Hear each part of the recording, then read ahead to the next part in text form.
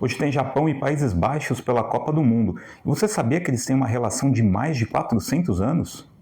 Essa relação entre o Império Colonial Neerlandês e o Shogunato Tokugawa japonês começou em 1609. Naquela época, a Companhia das Índias Orientais, que era uma empresa comercial neerlandesa, aportou na região de Nagasaki, no Japão. Quando os neerlandeses chegaram, o Japão estava passando por um período de isolamento do resto do mundo, que também é conhecido como Sakoku.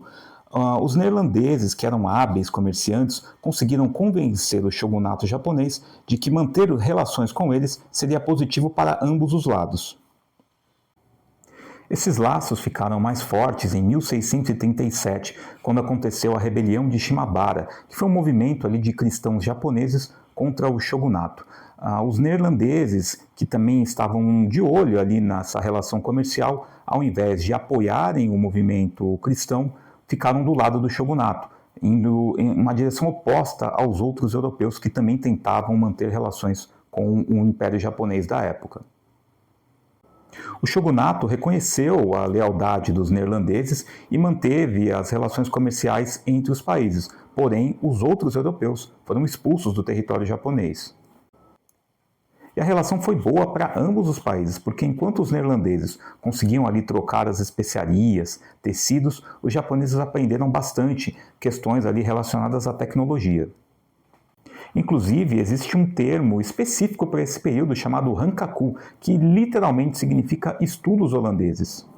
As artes, arquitetura, urbanismo, floricultura também foram campos aí onde rolou um intercâmbio muito forte entre ambos os lados. Inclusive em Nagasaki existe um parque chamado Huidenbosch, que lembra parques e a arquitetura neerlandesa, como vocês podem ver aí na imagem.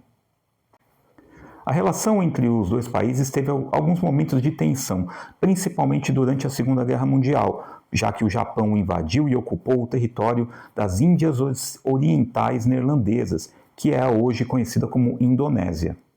O Japão ocupou o território hoje da Indonésia entre 1942 e 1945, e nesse período aí houve uma tensão com os neerlandeses que ocupavam o território há mais de 300 anos e praticavam ali uma colonização brutal, que também foi replicada pelos japoneses à população local. A relação entre os países foi se normalizando após a Segunda Guerra Mundial, principalmente pelo fato do Japão ter aderido ao bloco capitalista na Guerra Fria. Isso fez com que empresas neerlandesas e japonesas fizessem aí fortes intercâmbios na área de ciência e tecnologia que estão presentes até hoje, marcando essa relação entre os dois países. Essa relação amigável entre os dois países também deixou legados no futebol. Um exemplo é o clube Vevaren. Esse clube tem o nome em homenagem à Companhia das Índias Orientais, aquela companhia privada que eu falei no início desse vídeo. Varen, em neerlandês, significa navegar, uma clara alusão àquele período onde as relações entre os dois países começaram. Já quando a gente fala de seleções nacionais, eles jogaram poucas vezes. Essa partida de hoje vai ser apenas a quarta entre japoneses e neerlandeses. E o placar é laranja. A seleção neerlandesa soma 2 vitórias e tem um empate.